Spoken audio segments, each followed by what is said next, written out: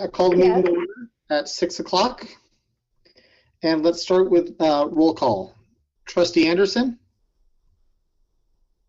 You're muted. Here. Trustee Kelly? Here. Trustee Lee? Present. Trustee Pope? Here. And I, of course, am also here. Okay. Mr. President, I apologize for not giving you advance notice of this, but I'd like to make a point of order. And I believe that since we have a board member who has not provided proof of residency, when you leave the area, you are immediately no longer a board member. So if that board member continues to participate in this meeting, I feel that we are out of order.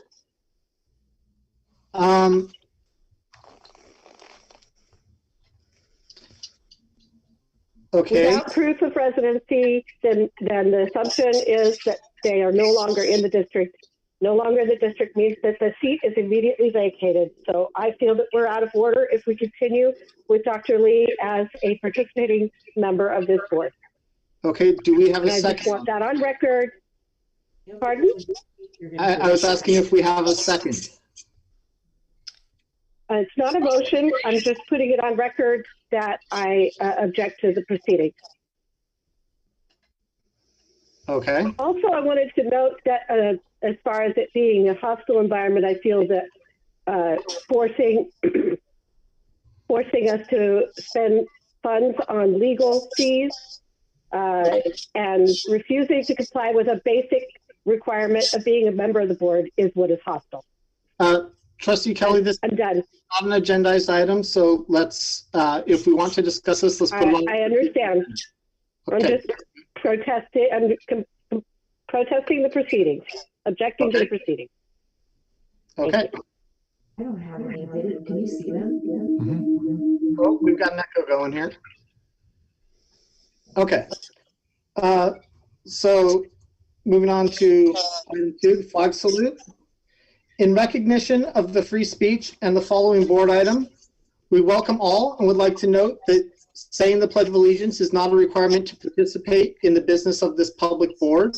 If you do not say the pledge for religious, political, social, or personal reasons, you are most welcome here as an equal participant of this board. For those that would like to participate, we do have a flag behind Superintendent Lair. So for those participating, please rise. Salute. Pledge. I pledge allegiance to the flag of the United States of America and to the republic for which it stands, one nation, under God, indivisible, with liberty and justice for all.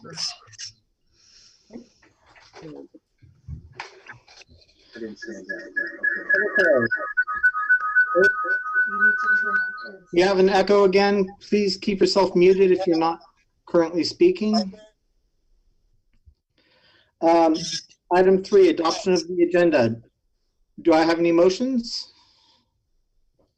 So moved. Okay. I'll second. Okay. I would actually like to remove some items from the consent agenda.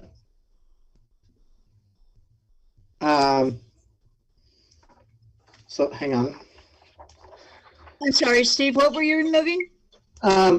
So for the adoption of the agenda, I would like to remove some items from the consent agenda. Okay. I would like to remove items 1, 2, and 3. And for clarity, Mr. Bruno, you're pulling those for separate consideration. You're not recommending. Yes.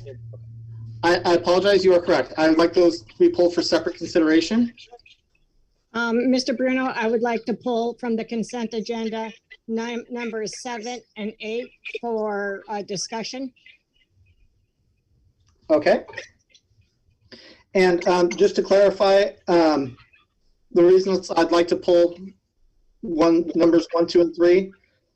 Because there were only 4 of us here present for the meeting, it's a standard practice to pull the minutes. And item 2, I didn't want to put Dr. Lee in an awkward place with a potential conflict of interest there, so I thought pull that one. And item 3, I'd just like to say a quick word. So, okay. Did anyone else have any items they wanted to pull or anything? Okay. Do I have a motion to approve the agenda with consent agenda items 1, 2, 3, 7, and 8 pulled for separate consideration? A motion to approve as amended. Okay. I'll second. Okay.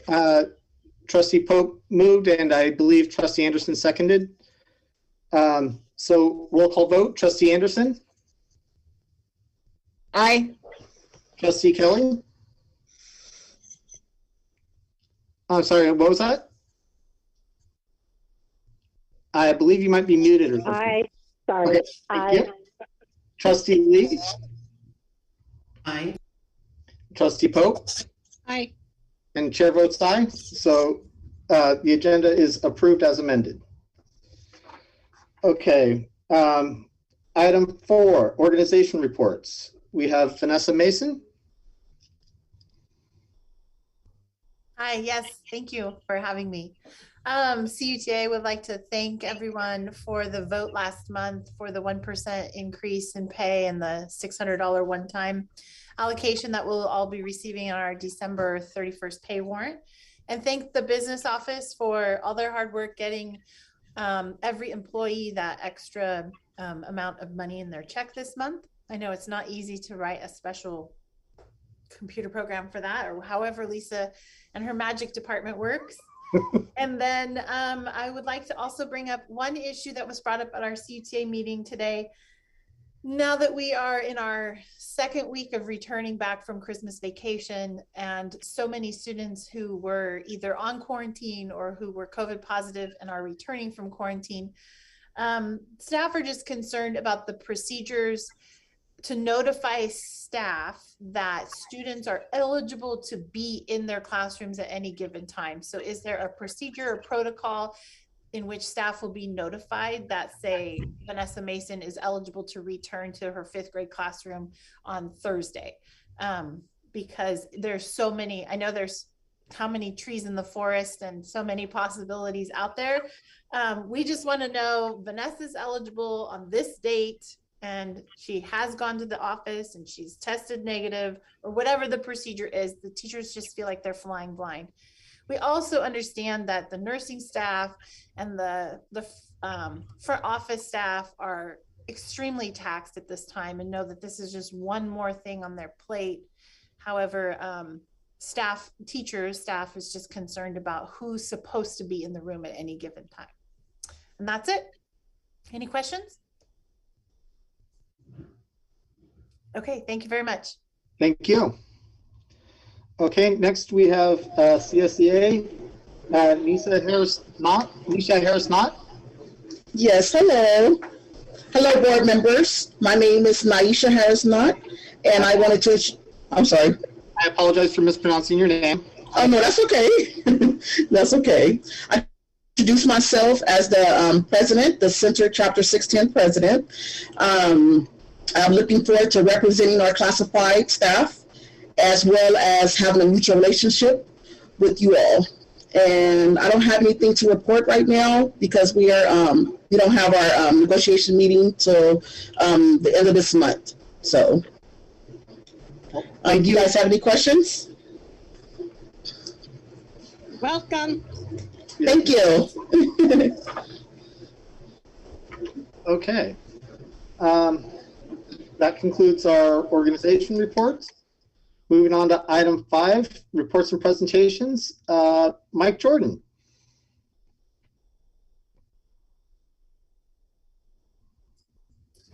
Good evening. So I'm pleased to present that there are no Williams complaint acts this quarter, excuse me. Thank you very much. And that concludes my report. Okay, and then we have the advanced placement and iReady reading and math diagnostic testing results overview by Mike Jordan. Good evening again. All right, let me share this out. This is also in your, I'm host disabled participant screen sharing. I'm not able to share my screen. It's kind of, Hold on, Mike. Eugene or I will get you squared away here. Thank you. This is also in your board packet. Should have access now. And my lights keep going off in here. All right, let me try again. There we go. All right, so number 2, there we go.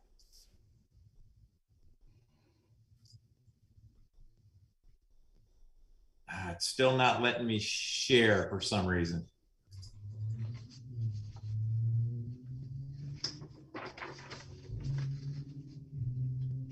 Oh.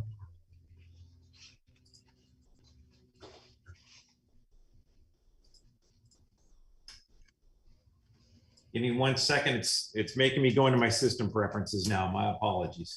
Yeah, I think I just freed you up too, Mr. Jordan.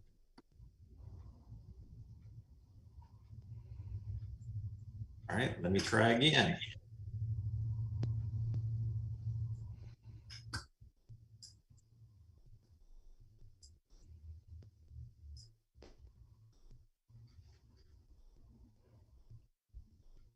Zoom would like to record this computer screen. I don't want to deny. And I got to go in again. Can you see it now? We do. Yes. Oh, We do, yes. all right, there we go. So this evening, I'd like to do the advanced placement, our AP, commonly known as AP, and our iReady test results scores overview from the beginning, from September. And I put a whole lot of information in your packet. This is meant to be an overview. We could honestly spend days and days and days on this, but I get a whopping 8 minutes. So this is meant to be an overview, and then I'll answer questions as well. So I'd like to start out, please, with with advanced placement scores from last year. Again, these are from Center High School. And just as a reminder, through the California dashboard, through the California Department of Education, we have a college and career readiness indicator. And if you'll see down on the bottom, I think that's orange down on the bottom. In order to be college and career ready, according to the state, you must be A through G compliant, as well as one of the 4 areas: CTE pathway, Smarter Balance, college career credit course, or advanced placement. So to be college and career ready, if you are A through G compliant in the courses that you took, plus you took at least 1 advanced placement course and you got a 3 or higher, you will be considered college and career ready.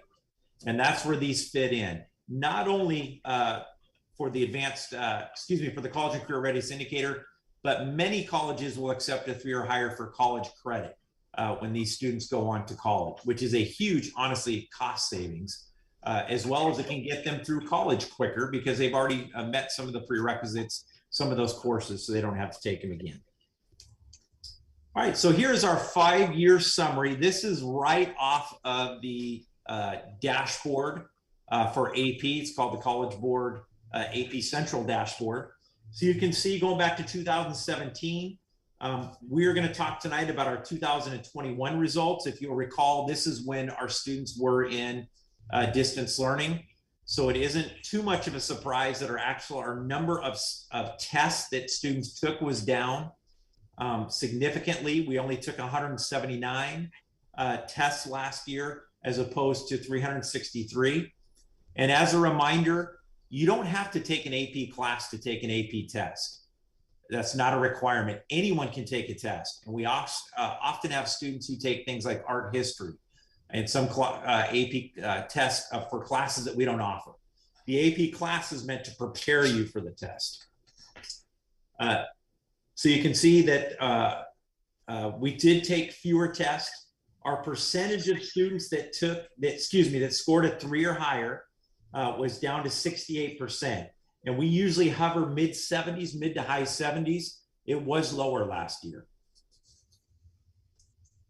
Moving on, some of the highlights, if you're looking at the overview, the 1,000-foot, On the far right is the national average. So all the test takers who took these tests. And then in the middle is our average of kids who got scored a 3 or higher. Again, most colleges will accept a 3 or higher for college credit. So you see our calculus AP students, 66% of our students who took that test scored a 3 or higher. The national average, only 51% of kids last year scored a 3 or higher. So we are significantly higher than the national average. Our computer science principles test, 91% of our kids who took that test scored a 3 or higher. That's phenomenal.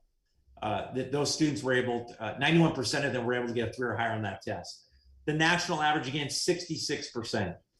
English language, and this combines the 2 English language tests. 62.5% scored a 3 or higher. Again, the national average is only 57. Statistics, again, this is a huge accomplishment. 86% of our kids scored a 3 or higher, center high school kids who took this test. Only 58% on the national average.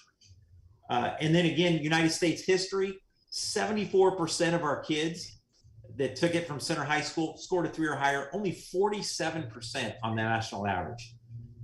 I think this shows a few things. One, there are some pockets of greatness last year in our AP test results.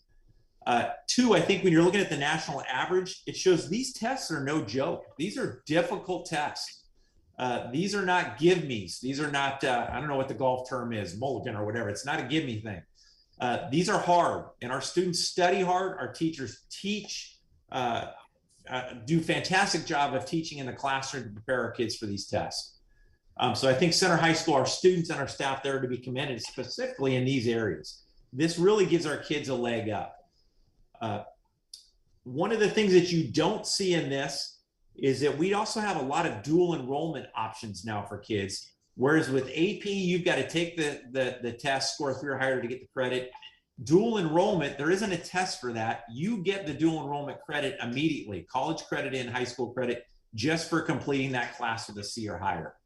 So this isn't the only avenue that kids can get college credit. There is another avenue. So that is fantastic. Any AP questions before I move on? Advanced placement? I have a question. First, thank you, Mr. Jordan, for bringing this info to us. It's so important. Something that we know, as you mentioned too in the opener, is that access to AP classes and success with AP classes is one of those evidence-based ways that we can really put students on a path towards college and career success. And something else that we know, I appreciate that we're beating the national average on many different scores. That's excellent. And that is a testament, as you mentioned, to our curriculum and instruction and our teachers here. From what I was able to decipher, it looked like we had about 80 students take the AP exam. And then looking from that, I noticed that only 17% of those were Hispanic or Latino students, when our student population is 29% Hispanic Latino.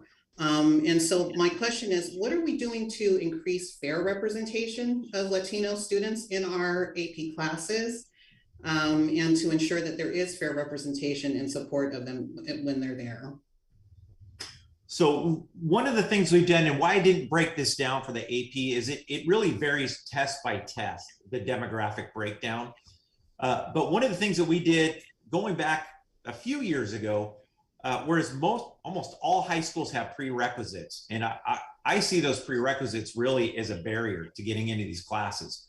We've opened it up. We got rid of all prerequisites and went to recommendations. Hey, here's what we recommend that you have, but take the AP class. Try the AP test. We're not going to put any roadblocks or barriers in place for that. So you'll see in our course catalog and in when our counselors talking to students, there isn't a barrier. You don't have to take a class before and get a certain grade in order to get in. That's one of the things that we have implemented. Now, last year, unfortunately, we were down test takers tremendously because, in my opinion, because of COVID. Because kids were taking those classes all year online. I think they just didn't feel prepared as they would if they were sitting in class, which is unfortunate. I'm not sure that answers your question or not.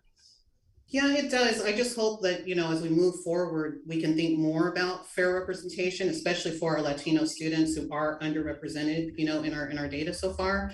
And on that same note, is it accurate that a 3 is considered for college credit at most schools, and most schools won't accept a 2 for college credit? Is that pretty fairly accurate? The things that I was reading seem to suggest that. And where I'm going with that, Mr. Jordan, when I looked at the highlights, I was looking at, well, who did what in terms of racial disaggregation.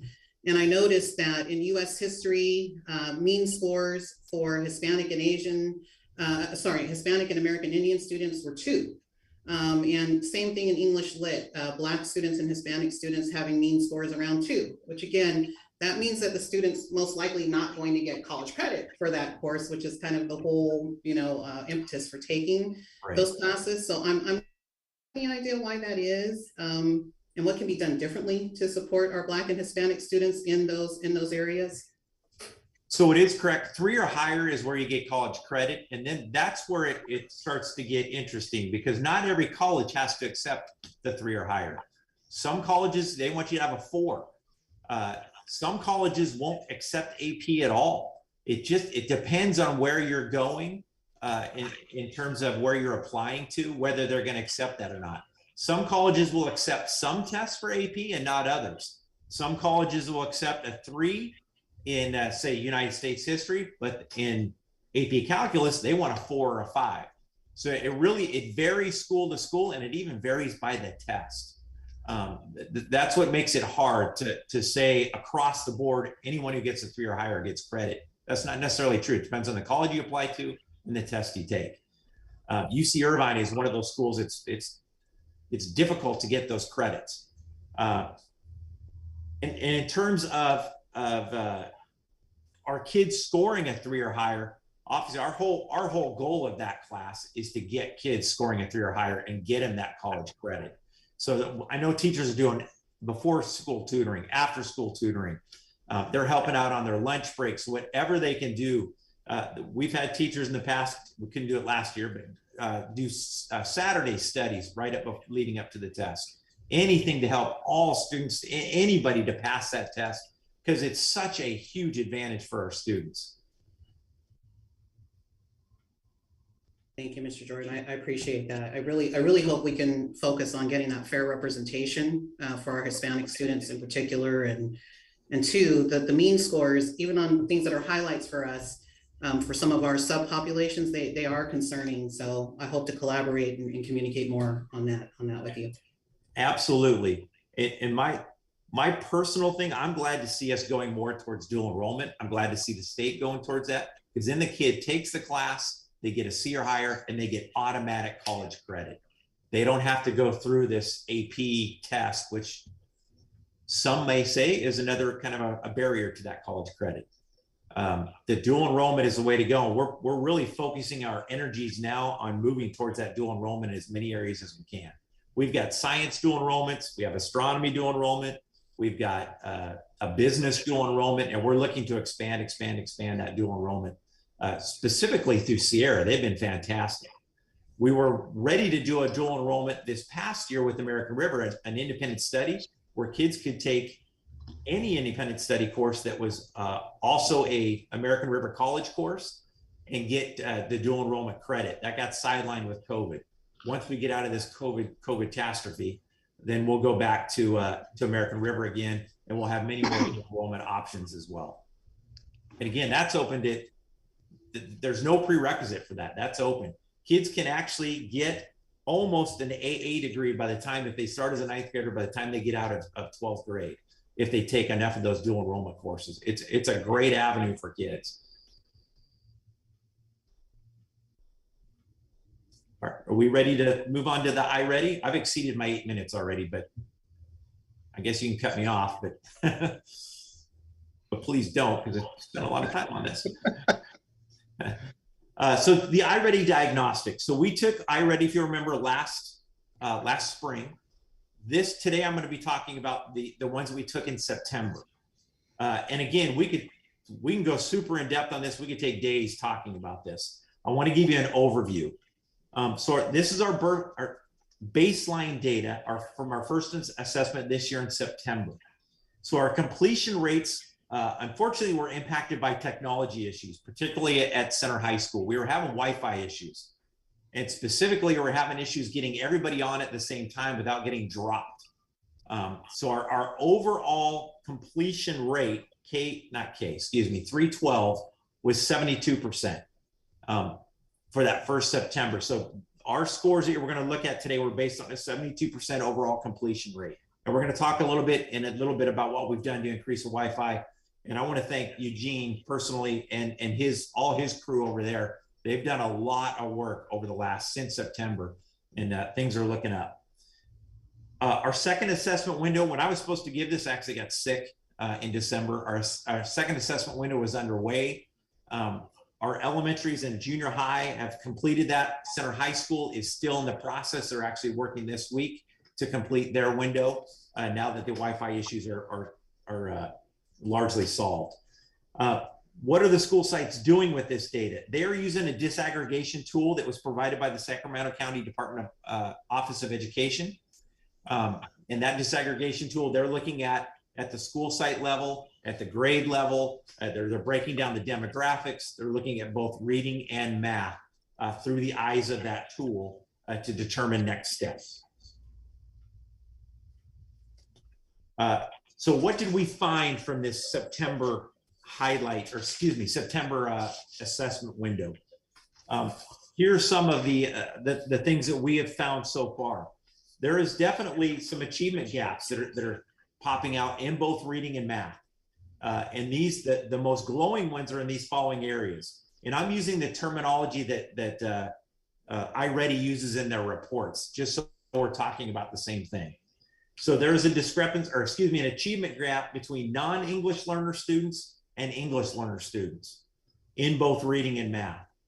There's definitely an achievement gap between students with an IEP and students without an IEP in both reading and math when we start breaking down the scores. And then and they call it race lines. And I'm going to show you in the next few slides. Over 1/3 of our students identifying as Black or African American on the iReady scored 3 or more years below grade level in both reading or math on that September assessment. 30% of students identifying as Hispanic, again, on the iReady that it asked them demographically, scored 3 or more years below grade level in both math and reading. Now, I want to make sure we don't confuse this. AP, we were talking about 3s. This is 3 or more years below grade level. So a 6th grader would be down at the second or third grade level, reading or math wise. The board packet contains the national results. Unfortunately, we are kind of mirroring the national results for iReady. That was that 60-page packet that I sent you from iReady. I asked them for their national results from the same time frame. Looking at the reading results by race, and again, this is the terminology they're using in the iReady. The red is what we do not want. Anything in red is 3 or more years below.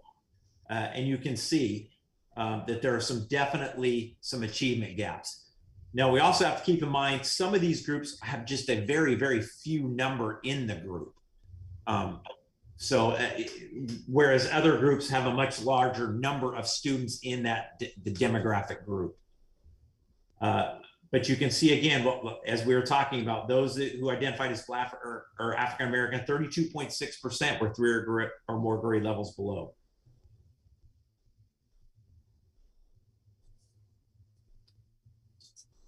That was reading, excuse me. This is math now. And we see some of the same things. Again, Black or African American, those who identified as Black or African American in math, 37.8% were 3 or more years below. Those well, you can see those who identified in other demographic areas where their scores were.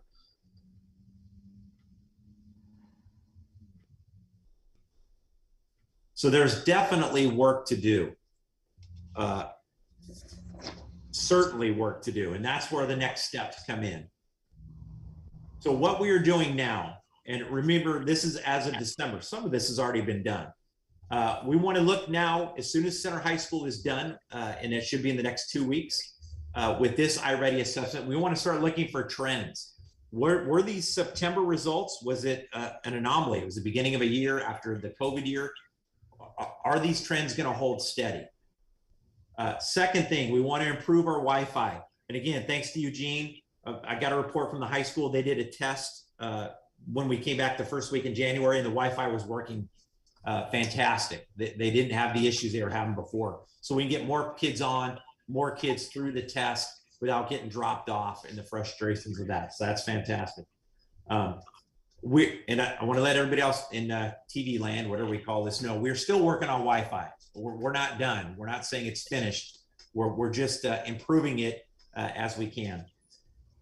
We want to determine the reasons behind our achievement gaps in regards to socioeconomic status, English learner status, special education, and race. Again, using those terms that are used in the iReady test. We're doing that at the site level, site by site, using that the template, the protocol, again provided by SCOE, Sacramento County Office of Ed.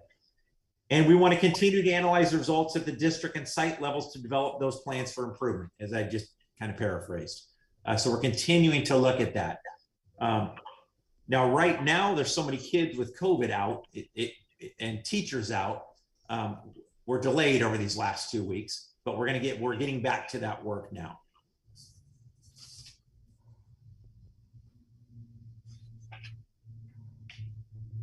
All right, I apologize, I exceeded my 8 minutes, but were there any questions or comments? I did have a comment on the iReady results. So with students being 3 or more grade levels behind, that's not something that popped up during the pandemic, right? That would be something that's ongoing and long-term that would contribute to that.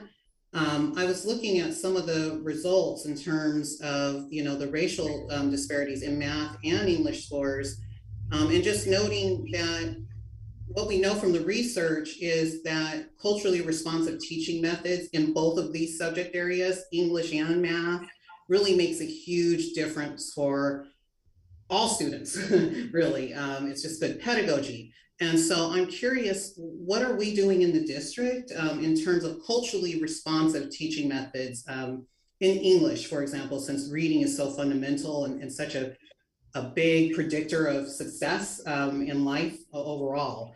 Are we doing anything towards that, or do we have any trainings in about culturally responsive teaching? Are we doing classroom observations and, how are we kind of proceeding with eliminating these gaps, which have persisted for years in our district, not just since the pandemic? Right. So to your first question, the 3 or more years grade levels below, if we were to use these results and combine those with past CAST results, that would be true. I'm saying 3 years here because this is my only set of data for iReady. But if I was to project back using CAST results of reading and math, that would be correct. There are students 3 or more grade levels below, and specifically in the same demographics. So that is correct. What are we doing? So a few of us are in the CCSA cultural responsive teaching workshops that are going on. We are scheduling some more workshops, cultural responsive teaching, and we are actually putting together a grant with some money that we are going to continue some of that work next year and the year after, because it's a 3-year grant, so that we continue to look in that exact direction with cultural responsive teaching practices. And I can't remember the name of the grant. I'm drawing a blank, but we put that together. We actually had a vendor that we were looking at to provide some of that assistance with us as well. Mike, if we looked at the results and we took out special ed and took out English language learners, and just set those aside for a moment, and looked at the results without them, do we know what that picture would look like? I don't off the top of my head.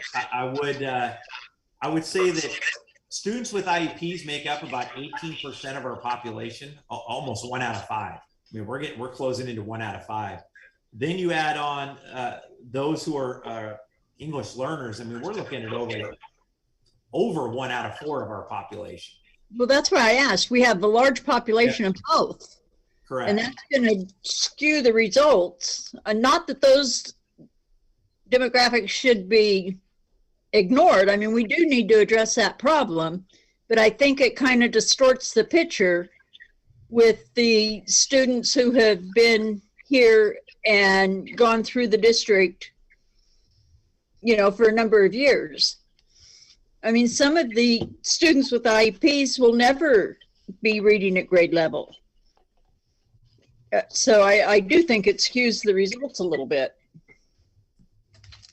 I guess, and I guess so. It's I'm looking at these results. Anybody who is below grade level, we want to find the best solution possible and help them to get to grade level. Right. Right. I haven't disaggregated that data out. I have not removed those 2 populations. So look at that. But Mr. Jordan, the one thing I think you hit on the head is all of our students are important, and all of our students need to be seeing the growth that is for them. So I wouldn't want to just, sure, we could look at that data, but I think we have a lot of our students that are representative in multiple groups, and we want to make sure that we're educating all students at all times. So we personally have not looked at that. We could certainly look at it, but at the end of the day, we want to figure out what each student needs and help them succeed and be the best they can within. I agree 100%, Mr. Blair. I just think that we need to keep it in perspective and know what, whoops, I don't know what I did, but we need to know, you know, the overall picture. I don't intend to ignore anybody. Where'd I go? What? You're here, we hear you. Okay. No, my intent is not to ignore anybody. We definitely need to provide them the extra help that they need. But I think it distorts the overall picture of Center and what we are doing for our kids. I guess in the overall big picture, I'd say that our goal is to get everybody to purple, mid or above grade level, or at least, is that blue or turquoise or whatever color that is, purple. On grade level. That's the goal, is to get everybody to those 2 strands. Right. And Nancy, I kind of almost look at what you're asking as the opposite of excluding them. It's more like, let's focus in on exactly what their needs are as a demographic and focus in on the rest of the school to see if there are any other anomalies, to see if there's any other targeted populations that are experiencing disparities. So I kind of feel like it's just something good to observe, to look at. It's a good way, lens to look at it. But I understand what you know, Mr. Lear is saying as far as, you know, having that overall picture so that we're having one goal, which is to get everybody in purple. And then this is, you know, targeted universalism, which is a new philosophy on equity, but basically you have one goal. We want everyone to be in the purple, right? Now we identify the populations and what those strategies are going to be for those specific populations. So I think that what you're saying is that we could identify some other populations that may also be at risk or that may need some special targeted services, or the opposite, find that everyone else is in the blue or purple already. So it would be an interesting thing to see. Yeah, we need to identify why that overall number is coming down and which group in total need that help specifically. Mr. Jordan, iReady assessment is a 1-year process, isn't it? So when is the next time we'll do the iReady assessment? So we do it 3 times a year is the goal. So we just started September. We took December, and again, Center High School is finishing up now over the next week or 2. And then we'll take it again at the end of the year so that we can chart growth over time. And then the idea is to be able to chart it year to year so that we have some more data points to look at. Would it be possible to schedule a meeting with you again in August to see what the scores were again in May and do a comparison from December to May? Absolutely. That would be very beneficial. Yeah, we can absolutely. At one time, we as a board had a goal that every child would read at grade level by third grade. And I'd like to go back and look at that again and see what we can do to make that happen.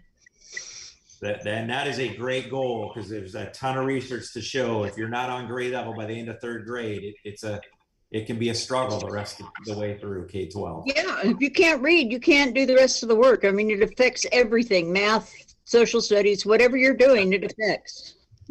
That brings up another interesting way to slice this data would be to see how the percentages come out across different grade levels, to see if one particular grade level is seeing a marked increase in students who are below, so that we can look at what is happening there.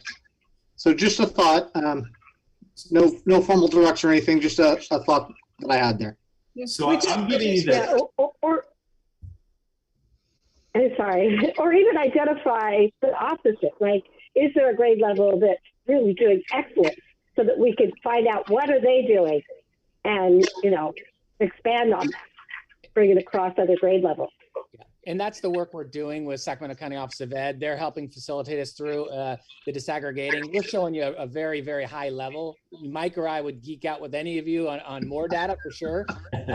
But the idea here is we have our classrooms doing this. We have grade levels at school sites doing it. So we could certainly, if there's something the board wants to see in specific or whatever, happy to do it. Again, as Mike pointed out, we'd be here for hours and hours, because we have the way to slice this and dice this, and we're making sure that this data that will help change the instruction for our students is in the hands of those people that also need it as well. So you all point out great reports. A lot of those we are doing with the people that are making those calls, either at the school site or in the classroom, or even they're tracking individually by students to see the progress individual students are making within their own classroom.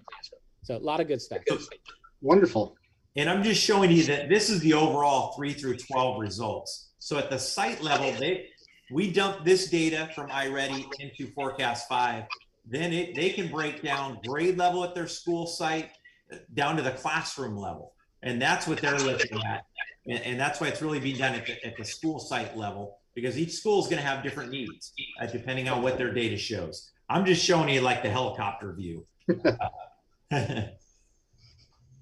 Okay, any other questions before we move along? No, just thank you so much for bringing this forward. This is great information. Yes, thank you very much. Thank you. Okay, moving right along, and it's okay that you went a little bit over, Jordan, because your Williams uniform complaint report was very brief, so it evens out. So moving on to the Citizens Bond Oversight Committee with Lisa and Howard.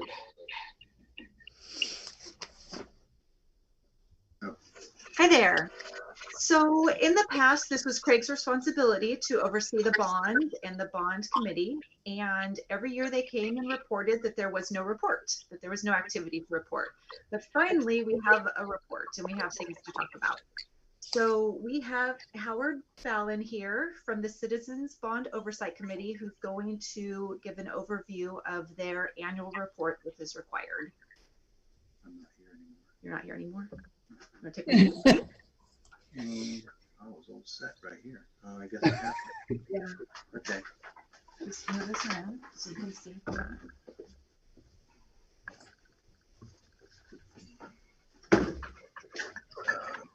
So where am I at here? Here we are. Good evening, everybody. Thank you for having me today. My name's Howard Ballin. I'm the Vice Chair of the Citizens Bond Oversight Committee. As Lisa said, this is the first year that we've had the opportunity to actually report to the board and to the community. In years past, I've given several reports myself, and I think it was like 2 sentences long. And it was something like, the committee that would like to report, we have nothing to report. So Any case, thank you for the opportunity. We divided the report into 7 sections: introduction, membership, summary, financial report, projects, audits, and a conclusion. And a little later, in a few minutes, when we get to audits, when I do the high overview, I'll ask Lisa to speak to the audits, as she was is the district's liaison for that particular activity. So I'm going to start off with introduction. And so on November 4th, 2008, voters in the Center Joint Unified School District approved Measure N, authorizing $500 million in general obligation bonds to acquire, construct, and improve school facilities, including building new schools and classrooms to reduce student overcrowding, improve existing schools for greater energy efficiency, and increase access to computers and technology. In June 2020, the district sold the first series of bonds from Measure N, which was, as you can see, almost 12 years later, titled Series 20A in the amount of $12.15 million, with that particular transaction closing in July of 2020. The Citizens Bond Oversight Committee, and I'll say CBOC from this point forward, of the Center Joint Unified School District was formed pursuant to Education Code Section 15278 upon the passing of Measure N. The CBOC, consisting of at least 7 members to serve for a minimum of 2 years without compensation, and for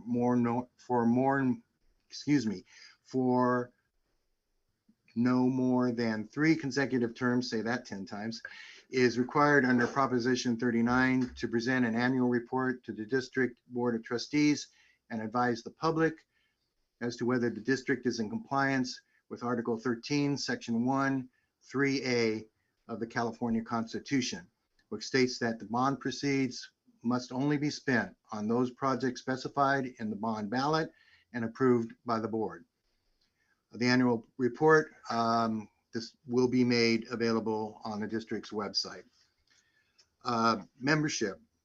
Currently, we have 5 active members out of 7 of the CBOC, which serve under the provisions of the California Education Code, Article 2, Section 1528A.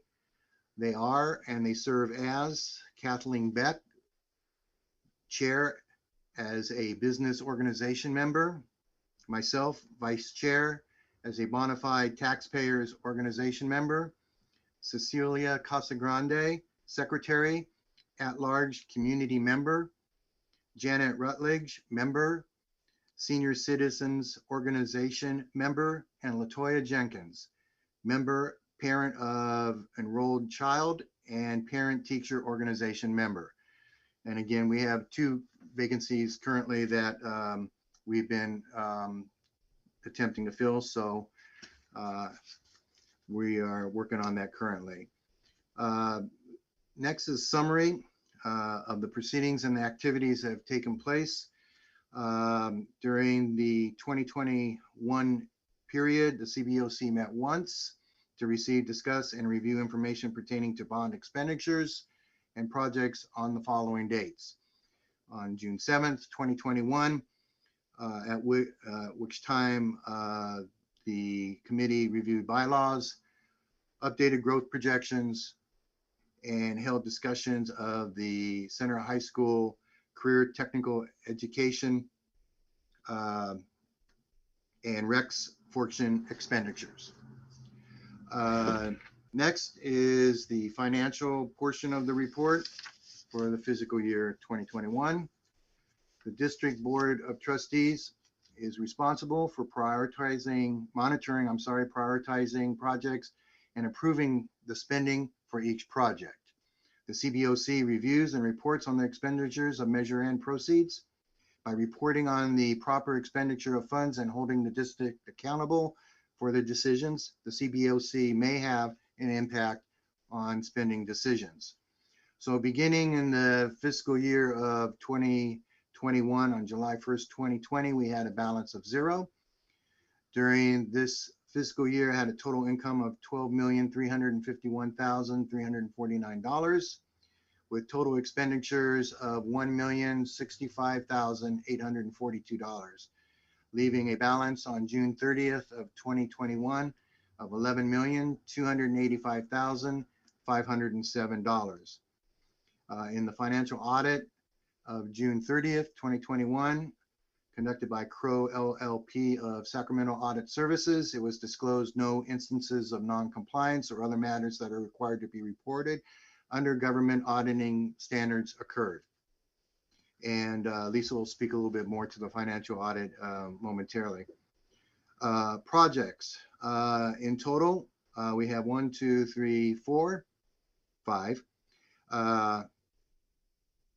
Start off with Rex Fortune. Elementary Building Project Phase 1.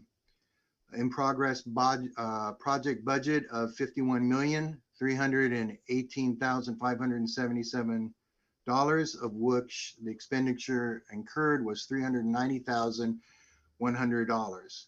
The current state as of then is entering into building contracts with a target school opening targeted for August of 2023.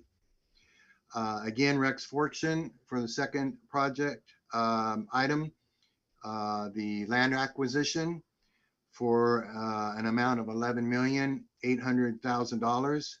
This purchase was completed in December of 2021, and expenditures to date were $75,000.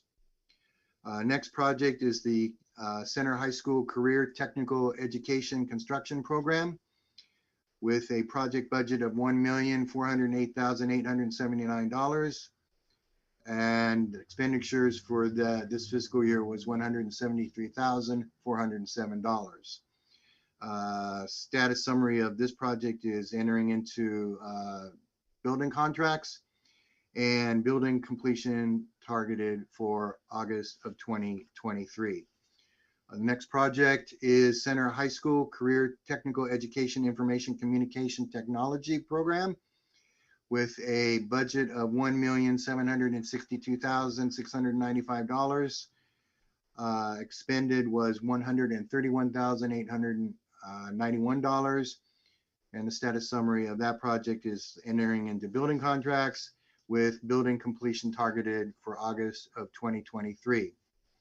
And last is the bond sale issuance and refinancing costs, a one-time expenditure of $295,444. So in total, the total project budget was $66,290,151, with expenditures for the fiscal year of $1,065,842. The performance audit is the next section, conducted by Crow LLP again, and concluded that the CSUSD expended Measure N general obligation bond funds for the year ending June 30th, 2021, only for the specified projects developed by the district's Board of Trustees and approved by voters. So I'm going to go ahead and turn it over to Lisa so she can further speak to both the audit and performance audit. I'm sorry, the financial and performance audits.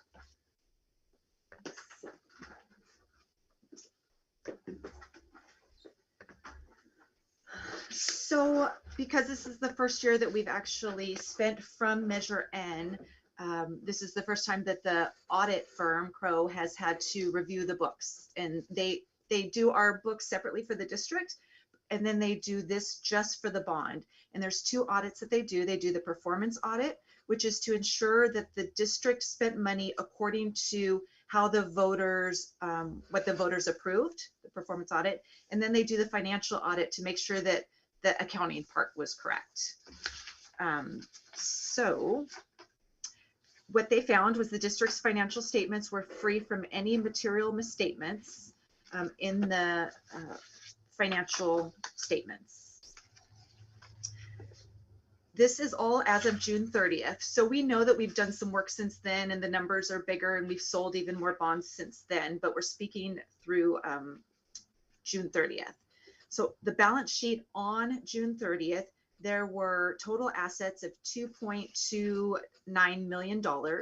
That was cash in the county treasury, accounts receivable, and that was interest coming in, and due from other funds was we transferred a purchase order from Fund 25. We moved it to 25. And so that freed up $8,000 in this bond fund. Our liabilities and fund balance, we had accounts payable of $776. That was for Hancock Park, a consulting firm that we had to pay an invoice for.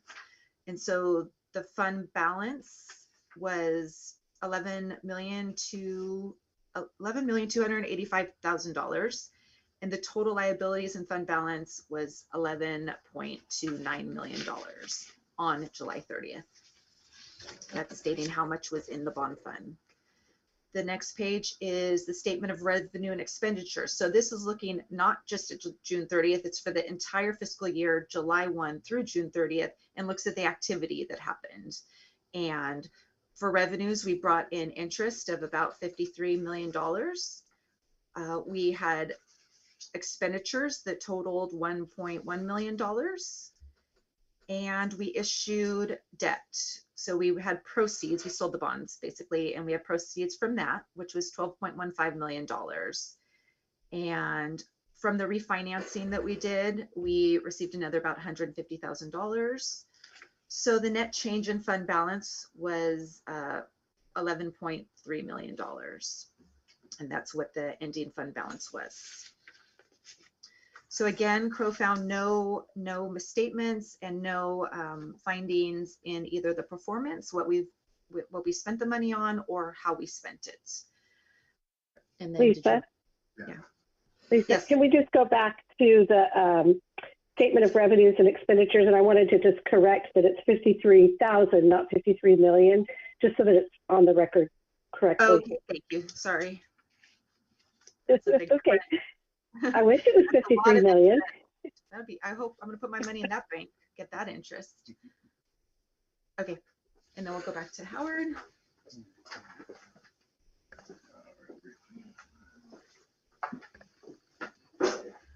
So really briefly in conclusion, the CBOC finds that the district is in compliance with the requirements of Article 13A, Section 1B3 of the California Constitution with regards to the general bond process for the fiscal year 2021.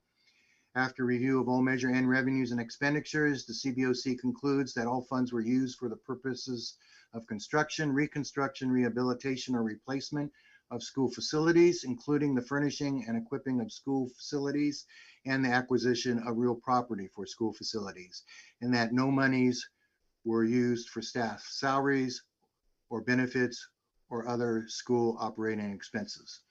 So with that, that concludes the CBOC's report to the board. If there's any questions, no questions, going once, going twice. Thank you very much for your time. Thank you. Thank you, Howard. Nice job. Okay. And now we have number 4, audit report for fiscal year 2020-2021.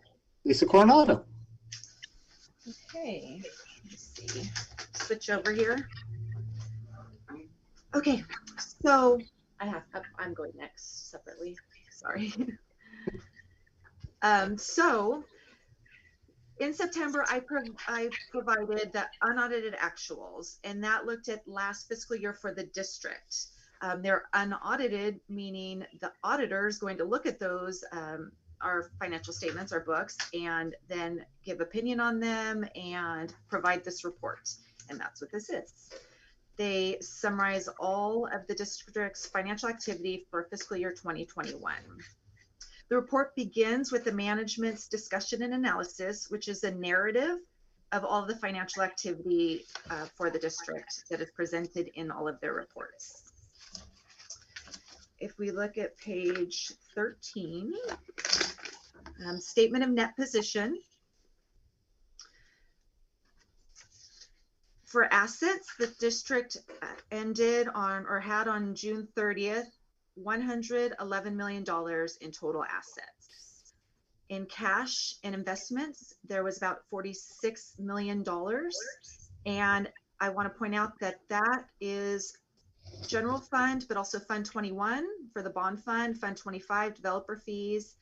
And also new this year is student body funds have to be put on our books. Before we were fiduciary, it was a fiduciary fund and it was kept separate at the school sites. And now we report that in our financial documents. So that's part of our total assets. Our liabilities are $139 million. And the big one is the $126 million due after 1 year.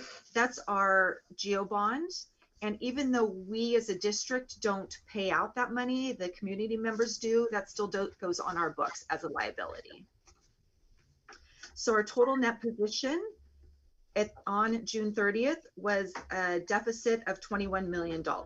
And again, that's because our GOB we owe so much on that. The page after that is our statement of activities. Again, that is all of the activities from July 1 through June 30th. And this breaks down revenue and expenditures. And it puts it in categories such as instruction, transportation, food service. So you can look at those details if you're interested.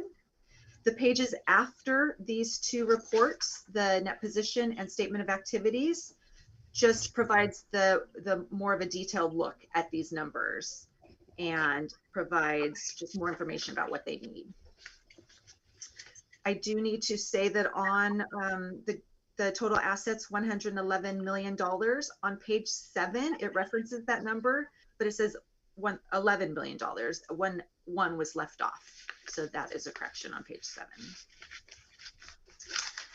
So when Crow looked at all of the financial statements, well, they looked at all the financial statements, and then they also look at other areas of the district. They look at attendance, they look at teacher certification and misassignments, they look at instructional time, they look at if kindergartners repeated, that we have a letter of permission from their parent. So a huge thank you, not just to the business office and what they do, but every single teacher who takes attendance. The personnel office, food service is looked at, EL teachers and how they classify students is looked at. So the whole district is being audited, not just our books. So thank you to everybody who has to gather all the documents along the way. So when we looked at the state law, or when the auditor looked at the state laws and regulations, there was a qualified opinion, which means they found an area of concern. When I talked to the auditor, they said our district wonderfully, that with the chaos of last year, it was expected that there would be findings, and many districts had many findings. And luckily we didn't really have that many findings, and they weren't very serious. So one of the findings was that in one period, one student was marked wrong for attendance. So they were, let me find it. What is it? They were marked as disengaged on the daily participation record. However, the student was marked present in the attendance system. So considering all of the periods and all of the students and all of the engagement records we had to keep, I think one student was pretty good. So great job, teachers, for doing well with that. The other, the federal awards were unmodified, which means there were no findings for the federal money coming in. And the financial statements were also unmodified, meaning there weren't any gross misstatements, but there was a material weakness, something that had to be corrected. And that's what 2 invoices that were should have been paid in last fiscal year were paid in this fiscal year, 21-22. And the reason for that is when I get to a point when I'm closing the books and I say, you know, we can't pay last year's bills anymore. And so that means we have to pay this year for last year's bills. And I just wasn't notified that they had come in and I needed to accrue them. And the reason is we were without somebody in that position for 5 months. There were 4 people doing the job, and it was miscommunication. So next month, I will have to bring forward these 2 findings and say how we're going to correct them. And I'll tell you now, I will say we're not doing engagement records anymore. We're back in school, so that's easy. And we hired somebody in the accounts payable position who's already gone to trainings to learn how to close the books at the end of the year. So these are easy fixes for us. And other than that, there were no other matters reported. So, and Lisa, to fix the 2 invoices that were not accrued, do you just need to do a journal entry for this fiscal year showing that it was supposed to be last? So the auditors did that in these statements. They made that correction. Okay. You know, we're so used to having no findings, but congratulations to everybody involved. Great job with, like you said, the chaos of the pandemic. 1 student, hooray, congratulations. And just 2 invoices. I say it was a win-win. Congratulations on a great success. Thank you. Any other questions about the report? Agreed. Thank you. Okay, thank you very much. Okay, moving on to item 6, comments from the audience regarding items not on the agenda. Let me read this little statement. Anyone may address the board regarding any item that is within the board's subject matter jurisdiction.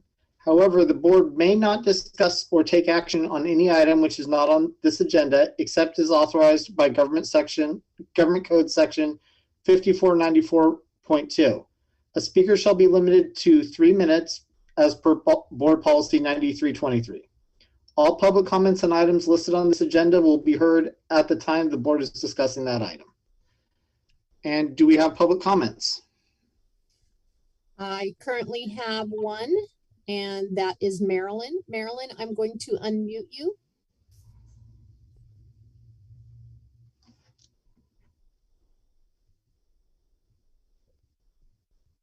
Good evening. Can you hear me? Yes. Good evening. Hi. I didn't realize you guys had moved to Zoom, so I went up to the school. I apologize. Oh, I'm so sorry. I getting my stuff prepared. I used to speaking in front of you, so I'll do my best. You guys can't see me, can you? No. Okay. Well, I've sent most of these documents to you via email. There are some that I have in front of me. Last meeting, I was a bit disheartened from our conversation that we had. I did get some feedback to my comment. So I'd like to go over the oath of office that you guys took and remind you that you swore to support and defend the Constitution of the United States and the Constitution of the State of California against all enemies, foreign and domestic, and that you will bear true faith and allegiance to the Constitution of the United States and the Constitution of the State of California. The mandates that are being put forward are harmful and divisive. And what I have provided you is Education Code 32500. In this Education Code, it states in Section 201, all pupils have the right to participate fully in the education process, free from discrimination and harassment. California's public schools have an affirmative obligation to racism, sexism, and other forms of bias, and a responsibility to provide equal educational opportunity. Harassment on school grounds directed at an individual on the basis of personal characteristics or status creates a hostile environment and jeopardizes equal educational opportunity. I will fast forward due to time to Section E, which states there's an urgent need to teach and inform pupils in the public schools about their rights, as guaranteed by the federal and state constitutions, in order to increase people's awareness and understanding of their rights and the rights of others, with the intention of promoting tolerance and sensitivity in public schools. CalGina, Senate Bill 559, will further prohibit discrimination under the above provided provisions, on the basis of genetic information, and defines these terms, making conforming changes.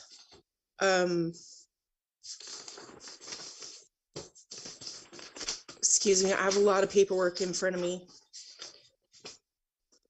All persons within the jurisdiction of this state are free and equal, no matter what their sex, race, color, religion, ancestry, national origin, disability, medical condition, genetic information, marital status, or sexual orientation. They are entitled to full and equal accommodations, advantages to facilities, privileges, and services. This bill is protecting Californians from being discriminated against.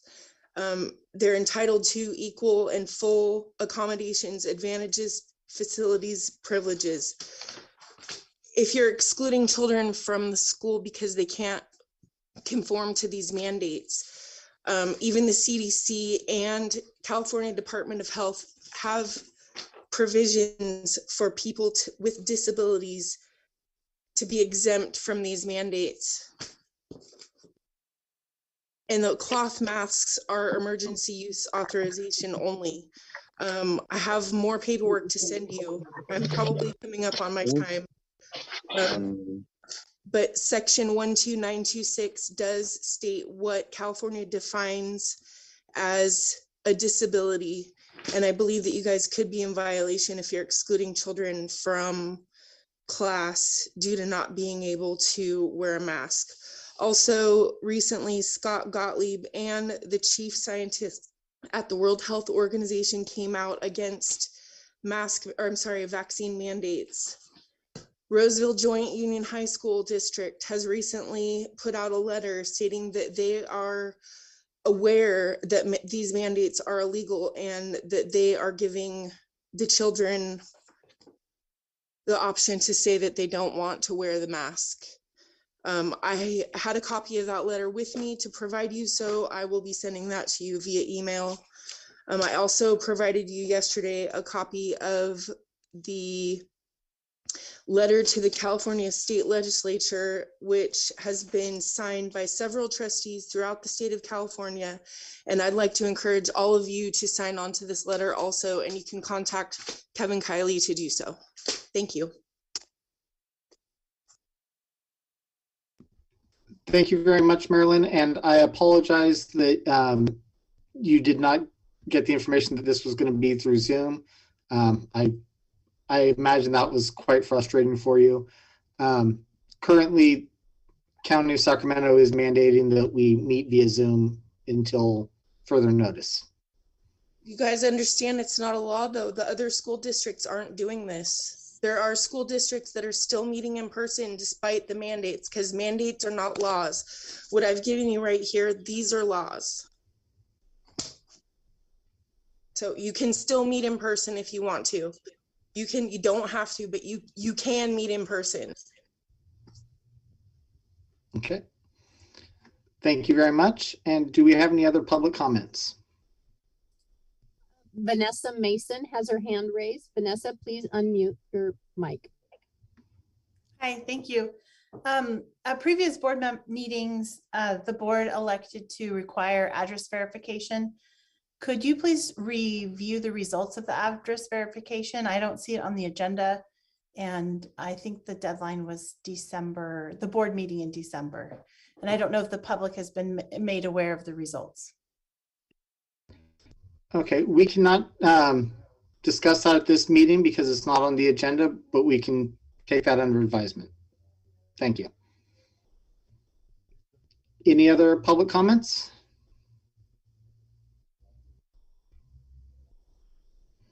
I do not see any others. Okay. Moving along.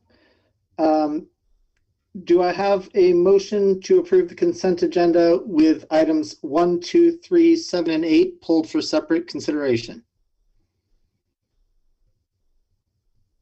I'll motion. Okay, trustee Pope has Second. motion. Trustee Anderson, I Trustee believe. Kelly. Well, I believe No, Kelly. trustee Anderson is trying to make a comment, but is currently muted.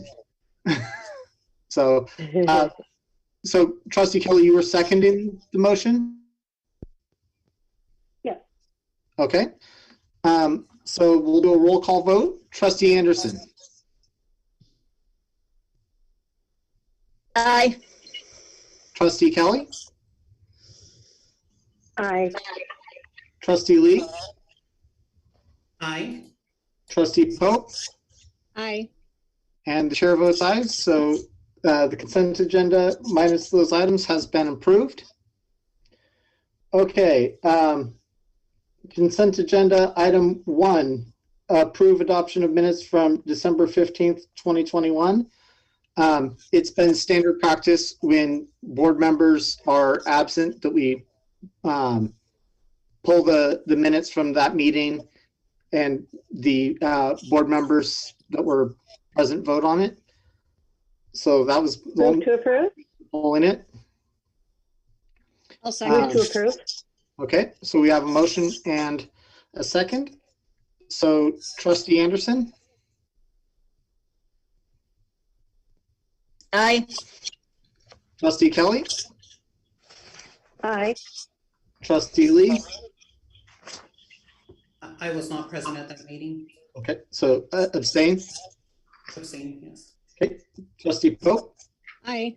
and the chair votes aye, so that has been approved. And item 2 is resolution 15, 2021-22, board member compensation for missed meeting.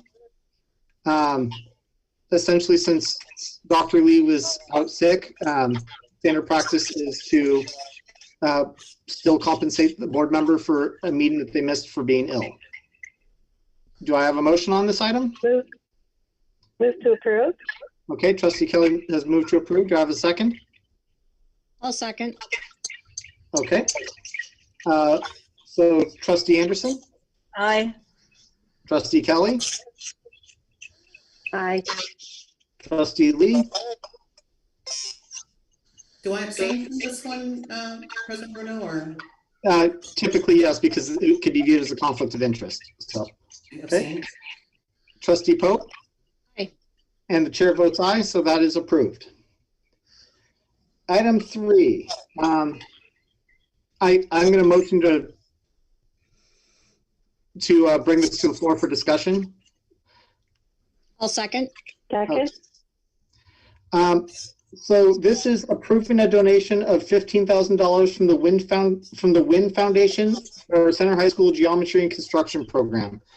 I just wanted to take a moment to comment about how this program has impacted my family personally. I think it is a wonderful program. My son, when he was in high school and going back all the way to elementary school, was very disengaged from math.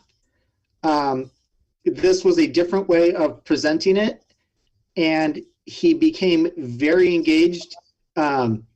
He became motivated to do the homework because they weren't allowed to do the construction projects unless they'd done the math homework part. And suddenly his math just skyrocketed. His engagement was wonderful. He even came back his senior year to be a foreman helping out in the class. And right after he graduated high school, he was able to get a job framing houses straight out of high school. So I just want to take a moment to say how thankful I am personally for this program and how wonderful I think it is. I would also like to thank the Wynn Foundation for the donation of $15,000. They have donated to the geometry construction for many years. It started out with a donation of $5,000 and then increased to $15,000. So that's a great win for our geometry construction students. So thank you, Wynn Foundation. I'll move to approve. Okay, we have a motion to approve. Do I have a second? Second. I'm not sure who was first on that. I think it was Dr. Lee. So roll call vote. Trustee Anderson? Aye. Trustee Kelly, Aye. Trustee Lee, Aye. Trustee Pope, Aye. and the chair votes aye, so that is unanimously approved. And then item 7, approve social emotional learning curriculum TK through 6th grade. Yes, thank you, Mr. Bruno. I would like to have a little discussion on this item. I was actually confused on what this was, and so I appreciate the communication with Mr. Lair. Mr. Lair, will you just give a little overview on this item, please, number 7? Excuse me, Trustee Pope, do I have a second on the motion to? I discuss the- apologize. I'll second, and then I'll continue. Okay. Okay, thank you very much. Thank you. Mr. Lair, will you just give an overview, please? Sure. So this curriculum last year during the pandemic, our teachers were really calling for some sort of more organized curriculum to assist them with lessons for our K-6 related to social emotional learning. This program was well received from the staff. This year, as we started moving forward, we recognized that the staff was calling for it again. Our social workers and counselors in the school sites were doing that. What it is it's what I like to call like a plug and play curriculum. It is supplemental, so staff can grab it, pull out different lessons from either the actual physical hard paper copies that they have, or can be assigned online. It's just over a myriad of topics that allow for conversations related to social emotional health and learning. And so far, the staff has found it a very useful resource to assist them in working with our students. So that's the program that it is. Thank you, Mr. Lair. I find this very beneficial, especially right now in this time of the pandemic, when a lot of our students are hurting socially, emotionally, and learning wise. So I think that was a great tool for our staff to use. So thank you. That's it. Okay. Do I have a motion to, any further discussion? Okay, do I have a motion to approve? A motion to approve. Okay, and is there a second? I'll second. Okay, so Trustee Anderson? Aye. Trustee Kelly?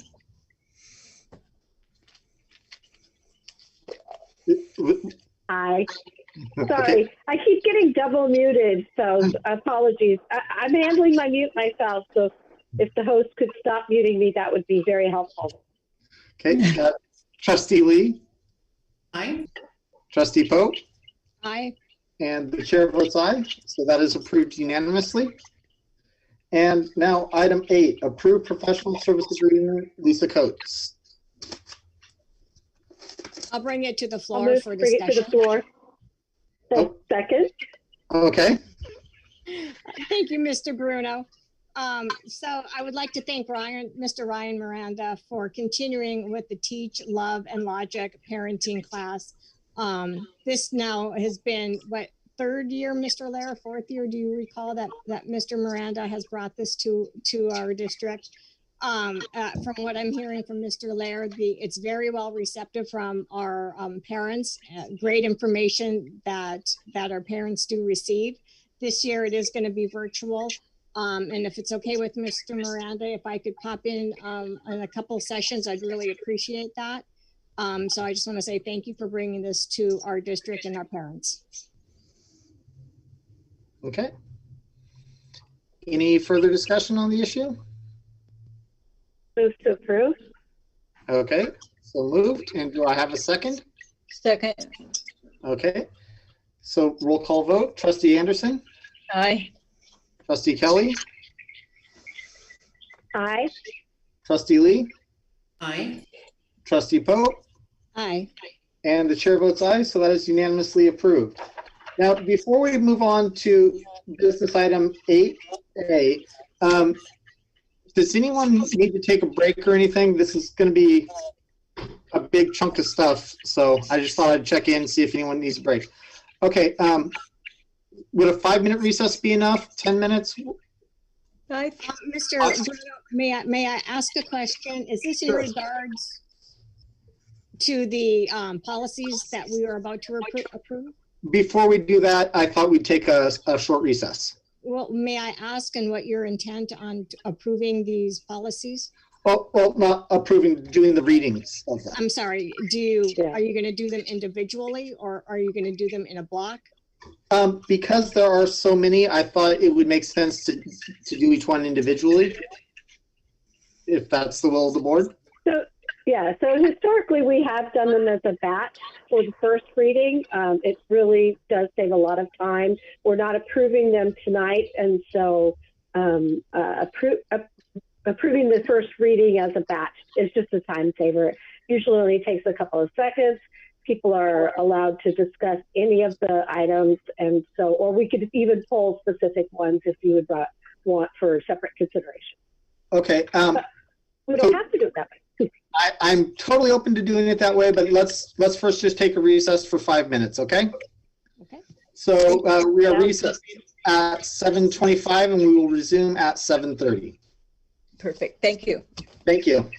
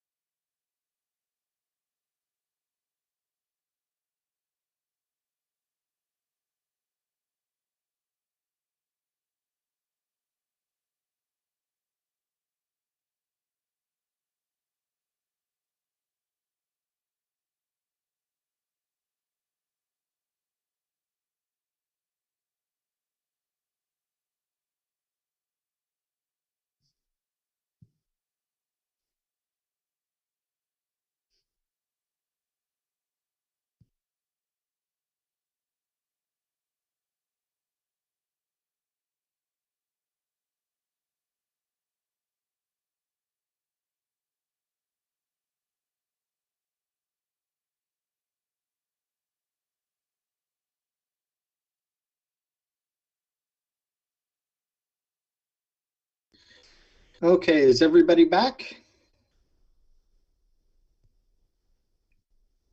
I see Dr. Lee and Mrs. Pope. Oh, there's Ms. Kelly. I'm going to give Ms. Anderson another moment or two here before we resume.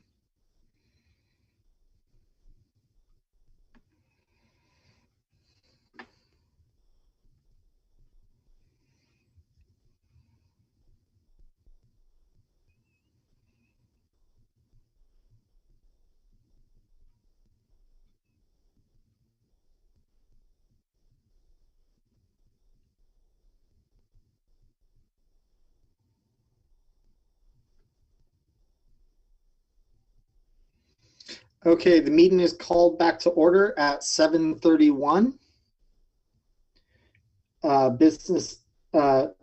Agenda item 8, business item A, first reading policies, regulations, and exhibits.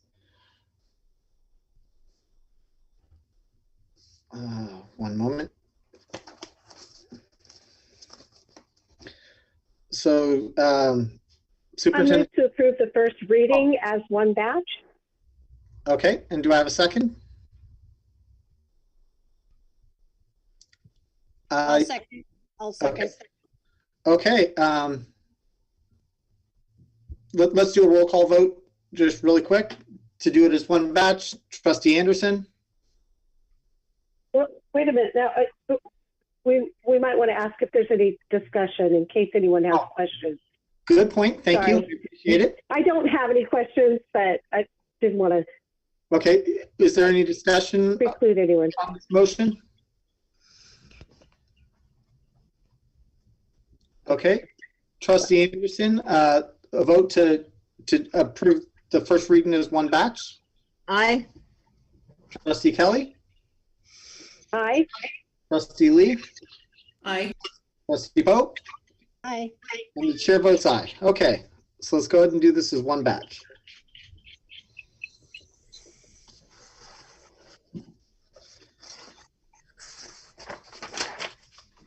Actually, I believe that means we're done. Oh, it does not have to be formally read? Okay. Nope, unless we have any public comment or anything, but which would have happened after the motion. So we are ready to move on. Okay, wow. Wasn't that easy? See, we didn't need a break after all. Okay. So moving on to agenda 9, committee updates. Facilities update from Richard Putnam. Give me just one moment, everybody.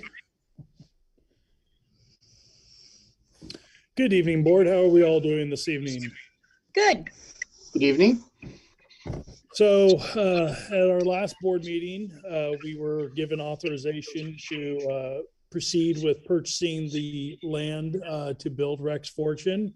And we were able to get that land purchase completed before the end of the calendar year. So we're able to make that purchase for $11.8 million. So we are now moving forward. We have an anticipated start date of March of 22 to start breaking ground. So we can anticipate completion date on the new Rex Fortune site to be ready to accept students in fall of 23. So that is pretty much our big amount on facilities this go around for the meeting. Any questions? I believe you're muted. Ms. Anderson, you're muted. Did you say we'd start building in fall of 23? No, we will start, we'll break ground in March of 22. So here in 2 months, we'll start breaking ground, and we anticipate to have everything completed to accept students in the fall of 23. Oh, gosh. Amazing. So one other thing Mr. Putnam didn't say is we will do a groundbreaking ceremony provided with COVID protocols and all that. So we'll keep the board apprised in spring when we do that, and figure it'd be nice to ask Dr. Fortune and maybe some of his family to come out as well to be able to share that. So anyway, just we'll keep you updated on that as it develops. That would be great. We all got hard hats last time too. Might even get you a gold shovel for each of you too. Yeah, with our name on it and everything. You bet. Then we could dig our own graves very carefully with gold-plated shovels. They might Dig be ourselves spray into a painted hole. though, so. Very cool. I'm excited. We Thank are you, too. Richard. You're welcome. Thank you all. Thank you very much. Okay, moving swiftly along. Agenda item 10, Board Superintendent Reports. So Trustee Anderson? Just like to thank everybody for their well wishes and good thoughts, and surgery went very well, except for he found a mess in there. He had to replace all of the hardware was broken. Ooh. So I don't know how he did it, but I broke titanium hardware real easy. That things are going well, and hopefully in 3 months I'll be rid of all these stupid braces. Nancy, you're going to have to stop doing gymnastics. I mean, the titanium just can't hold up to it. I'm telling you, I don't know what I do. Okay. It's So- interesting. Next report, Trustee Kelly. I actually have no report. Okay, thank you. Trustee Lee. Hey, greetings, everybody, and Happy New Year. It's great to see everyone and know that we're all safe and well as we're continuing to navigate this global pandemic together. I want to thank you, say a thank you to our classified and certificated staff who's working so hard with all the twists and turns, and for the recognition that we really can't predict what's going to happen next. I was chatting with a couple of friends who are also school board trustee members, and we concluded that perhaps it's best not to try to predict this thing, because every time we do, we end up with egg on the face. Mr. President, I note at the start of today's meeting, Ms. Kelly presented defamatory misinformation about me that was untrue. And I do appreciate that information being stricken from the minutes. I'm not sure where that misinformation is coming from, but to clarify, I have provided written verification via certified mail in response to the board's residency verification requirement. And so these continued defamatory statements by Ms. Kelly stating that I don't live in the district are really preposterous, uninformed, and hostile. Whether some folks like it or not, this community is my community too. And I won't be bullied or harassed out of it. And I will most definitely continue to do what I need to do to serve in my duly elected role. Moving onward, next week, many students and families in our community will begin preparing for the Lunar New Year celebrations and for the Lunar New Year on February 1st. So I wish all in observance a wonderful year of the Black Water Tiger and the focus on justice that it brings. With that, my next open office hours are Monday, February 7th, and you can access the Zoom link on our board website. As usual, any and all members of our center community are welcome to drop in anytime during 4 to 5, first Mondays. I look forward to connecting with everybody in between, and be safe and be well. And that concludes my report. Thank you. Thank you. Trustee Pope. No board report. Okay, thank you. And I just want to wish everyone a happy new year. Welcome back. And similar to what Dr. Lee said, I want to thank everybody who has been pitching in and helping make everything work with staff outages and, you know, our families and communities dealing with illness is just, this is a tough time for everybody. And I appreciate all the extra work that so many people are doing. So thank you to everyone. And that will conclude my report. Superintendent Lair. Thank you, Trustee Bruno. So I too wanted to wish everyone a happy new year, and to echo yours and Dr. Lee's statements. I think our staff has been doing a remarkable job. We don't know what will be the next day, let alone the next hour in some cases. So I cannot say how proud I am to be a member of this center team, because people are doing above and beyond to get through this. And I just truly appreciate the effort that all are making to make it continue a successful experience for our students. Because even though we're dealing with a lot of things on the outside, I still see teachers teaching, food being served, kids getting to school, and everyone's pulling together to make it the best environment they can. So I just continue to be amazed and commend them for their continued work. And then also just to thank Mr. Jordan for his report tonight, thank him for continuing that work on looking at different disparities within our district and seeing how we can continue to improve and make it better for all of our students. So I appreciate his work and his team's work in our partnership with Sacramento County Office of Ed to really dig into the data and see where we need to improve and not just assume what we need to improve. Let's find the data and do what we need to do. And then finally, again, just thank everyone. And I think I started with Happy New Year. So that concludes me for today. All right, thank you very much. Agenda item 11, advanced planning. So we have a future meeting date, Saturday, February 5th at 9 a.m. We're going to be meeting virtually for a board workshop. And we have a regular meeting Wednesday, February 16th, presumably in the boardroom at the district office annex, unless we're told to still meet virtually. We'll have to wait and see. Any suggested agenda items? I would just, sorry if I could interrupt, just for the February 5th, I know I sent the draft template out of our governance handbook to you guys a couple times. Just please make sure if you've lost it, you want it brought back up in your email, shoot me an email. I'm happy to send it to you again. The whole concept there is we become familiar with the draft template. It's just a starting point. That there's nothing in there that has to be ours. It's just a starting point rather than having a blank slate. So if you want it pushed up in your email, shoot me a quick email and I'll get it right back to you. So that was it. Okay. Trustee Anderson? Mr. Bruno, I would like to suggest that we put a letter on the agenda to Governor Newsom, much like other districts have done, addressing the issue of our children wearing masks in school and whether we support that or not. And then we can use their format and adjust it any way we want to or talk about it at a meeting. But I think we should have a discussion amongst ourselves about that, whether or not we do want to alert him, whether we, it's not about supporting the mandate, but about whether or not we support his choice in the mandate. Okay. And we should urge him to go forward or not. We can have a discussion about that. Thank you. I think Scott understands more what I'm trying to say because we discussed it. Yeah, I would just want to, Trustee Bruno, talk with Ms. Anderson to make sure I'm clear before, so I know what we would want to bring back for the board if it's just a pure discussion. And then that, I do know some districts have provided letters to different. Maybe some sample letters that we could look at, or, you know, so everybody has a general idea of what we're talking about. Sure. Okay.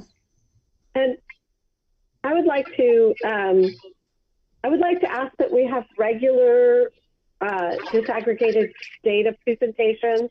The one this evening was fantastic, and I know that information is available to us offline.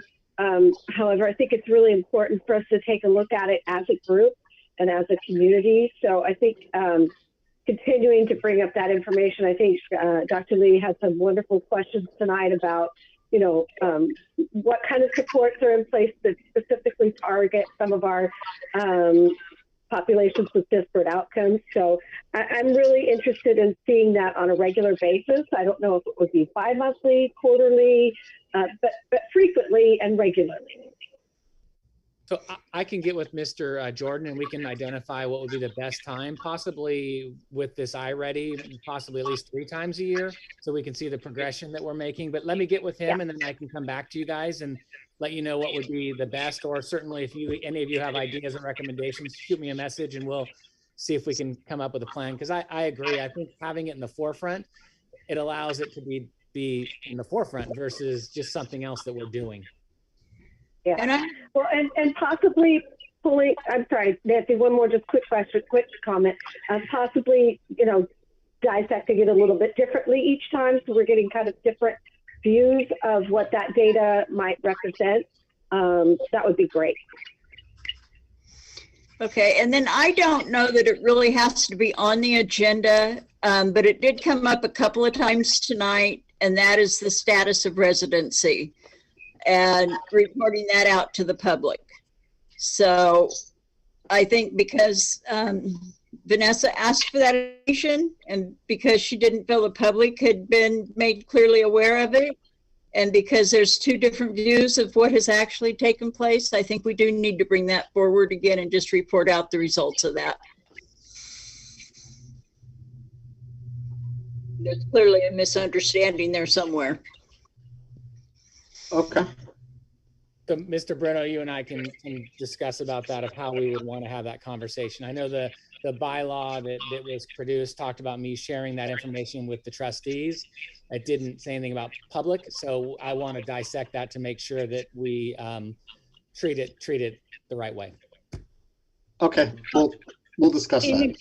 In agreement with Mrs. Anderson, since there was some discrepancies in regards to the conversation of residency, I think it would be nice to have it clarified to the public.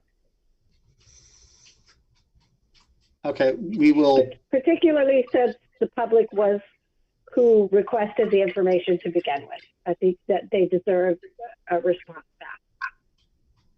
That's true, it was. Okay, so we will discuss this and figure out how to address that issue.